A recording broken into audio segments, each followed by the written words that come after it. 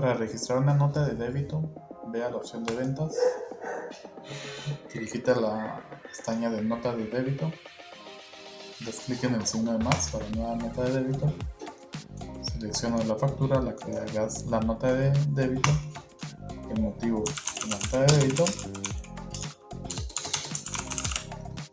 el tipo de documento, la serie, el número del documento, y en la parte de abajo determina y escribe el monto del precio que ajustarás.